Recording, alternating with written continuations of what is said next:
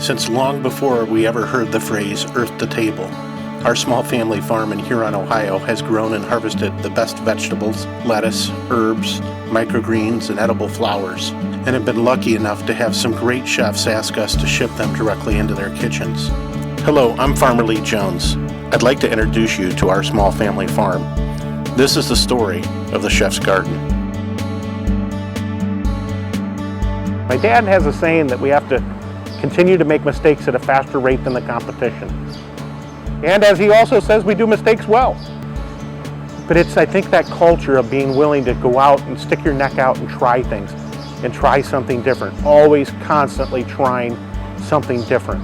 So in many ways, you're going to see us doing practices that our great-grandparents would have done. On the other hand, you might see somebody using a handheld scanner.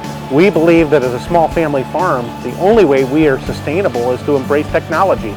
It's one of the few things that's continued to be more and more affordable as time has gone by. It's all kind of merging back to be able to create the very best quality that we can. Our family farm in the late 70s, early 80s hit tough times. The economy went all to heck. Ultimately, we too ended up losing the farm. As devastating as that was, it gave us an opportunity to rethink what we were doing. We started back at farmers markets because it was instant cash. It was the only place that we could start over. And it was there that we met a European-influenced chef who was looking for heirloom varieties, looking for varieties that had flavor. And we literally had a family vote around a card table out in the barn. And everybody voted to continue with the farmers markets. We got to Dad, he took a clenched fist and he slammed it down on a cardboard table. Glasses went flying everywhere. He said, absolutely not. What these chefs are looking for is the direction our family needs to go, but it's also the direction this country needs to go. And he looked at me and he says, you're going to get out there and you're going to find every chef you can find, and you're going to get an understanding of what they want us to grow. And the rest of the family is going to stay back and we're going to learn how to grow it the right way. And that's really been the driving force the last 30 years. When we started over, we were left with very little land, but fortunately, that land is some of the best in the United States. We're located just 2.9 miles inland from Lake Erie. The lake provides a microclimate that is perfect for farming. When the cool autumn winds blow across the lake, the water warms the air, protecting our plants long into the fall and providing a longer growing season. The land that we farm is ancient lake bottom. It's some of the richest sandy loam in the world. Our goal is to maintain and to build the health of the soil. Here's my dad to discuss how we do this. I thought we'd talk a little more about how we really treat the soil.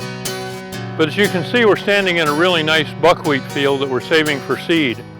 We feel very strongly that the ground needs a rest and time to recharge. And we do that by planting the cover crops. Cover crops really are the basis of how we take care of our soil. You see, because it's not just the nutrients that's in the soil, just as important, and in fact maybe more so, is the biology that you allow to keep growing in the soil.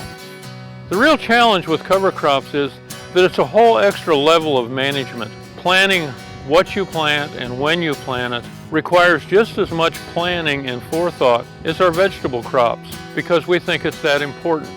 Everything else is secondary, because if our vegetables don't taste good, what advantage do we have?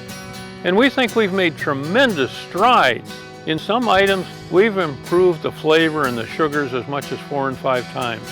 This is extremely important. It has to do not only with the flavor, but one thing we found as we increase the flavor, we also increase the shelf life. The old timers used to say that, and I guess I'm an old timer now, so I'm going to say it, that the best fertilizer in the world is the footprints of the grower. And I think that's abundantly true today. In our hurry-up society and our pressure to get things done, walking through the fields and really seeing what we're looking at is the most important thing we can do as a grower. Because there's nothing you can do that's more important than know your crop. And every step of the way through you learn something. And it's not just a fast walk. There's so many things that you can learn when you walk through the field.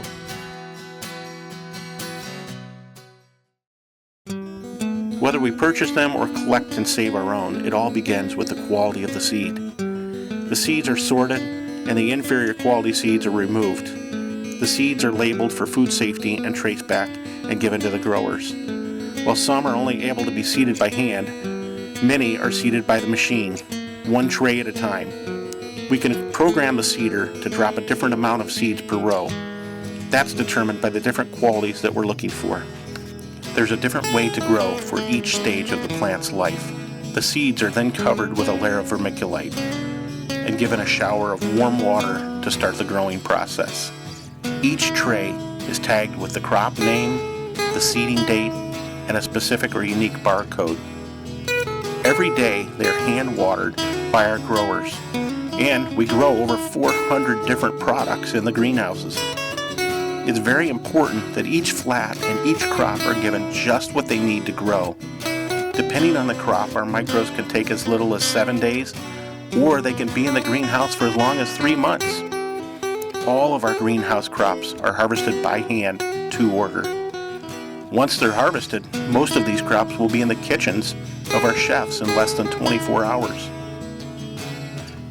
While our greenhouse production's year-round, our fields ramp up in the spring with similar methods. Trays are seeded for the transplants while it's still snowing out, and then ready to go as soon as we can prepare the fields in the spring. This rotary transplanter sure makes the work easier for the team, as well makes it a much simpler process. While it opens the ground, gently places the lettuce into the trough, covers it and waters it, and then gently packs soil back around the plant.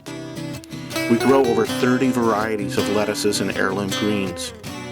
A sure sign of spring is our first asparagus, followed quickly by squash blossoms, English peas, purple and yellow snow peas, and then we're off and running. French beans, string beans, wax beans, fava beans. The chef's garden grows over 80 varieties of tomatoes, and our root crop mix is truly one of the best sellers. Our chefs have told us that sustainably grown vegetables with amazing flavor are the most important ingredients we can provide. But more and more, providing a safe product is essential. Our food safety program is a huge part of our operation. My brother Bob heads up our food safety effort. Our food safety programs are fairly varied, going from the production side of the business in the greenhouse and the fields, all the way to the processing facility here. Our food safety programs are designed specifically to do one thing, and that's to protect your customers. Let's talk a little bit about how we go about testing here on the farm. On a weekly basis, the growers are out harvesting random samples of products from the greenhouses and also from the fields, and we're testing those on a pre-harvest basis. So we'll pull random samples on Thursday afternoon. We'll test all of that product for E. coli, Salmonella, and Listeria as a pre-harvest test. So when those tests come back clean, then the growers are given the okay to go ahead and harvest that product next week. If for any reason anything should come up as an alert on one of those tests, that field or that block in the greenhouse is put on hold, and we will retest that and not send that product. We won't ever take a chance. It's too important to us. When we wash lettuce or spinach or greens, we pull samples on the water that's coming out of the flumes, and we're testing that on a lot by lot basis, and we're doing PCR level testing, which is DNA level testing. What that means is that we're looking for the DNA of E. coli, Salmonella, Listeria in the water that would have come off of lettuce, spinach, or other leafy greens. This is a presence-absence test. If we should happen to find anything, then we know that we weren't clean back up the system. Something we did in the process wasn't exactly right, and that's an indicator for us to go back up the line and check all of those processes, from how we wash the totes, how we wash the knives, did the folks that are harvesting wash their hands properly. We train on a weekly basis here on the farm on food safety, both for the folks that are harvesting and the folks that are doing the processing and packaging of the products that we send to you. In addition to the testing protocols that we have on the farm, we do things with the protective equipment that the folks that are packing product wear. You'll notice when you're in the processing plant, folks are wearing lab coats, they're wearing rubber gloves, they're wearing hairnets. There are foot dips when you enter the plant, so that as you're walking in, your feet are being sanitized, or your shoes are being sanitized, so you're not carrying bacteria into the plant. All of the training that we do on the farm for food safety also comes with testing. So we want to make sure that we've done an effective job of communicating the important food safety techniques, by not only communicating that, but also testing that to make sure that our communication was effective. We chose the name The Chef's Garden for a reason. Every single thing we do is with the chef in mind. It's not about being big, it's about being the absolute best that we can. We are eternally grateful and doggedly loyal to our chefs. So Chef, thank you very, very much for allowing us the opportunity to tend the land and to be able to stay and work on a small, sustainable vegetable operation. Again, I think my dad says it best, so I'll let my dad sum up what we strive to do here every single day on the farm. No matter what you're doing, you have to define success. And you have to define success before you ever start the job. Because if you don't know what your goal is, you'll never reach it. And for us, that goal never changes. That's to take care of the chef by producing the finest tasting vegetable we have the ability to produce. Our constant goal, our constant job, our constant activity, our life's desire is to improve the quality of the vegetable so the chef can receive our vegetables and be proud to put them on his plate. We want the chef to be the hero. That's our job.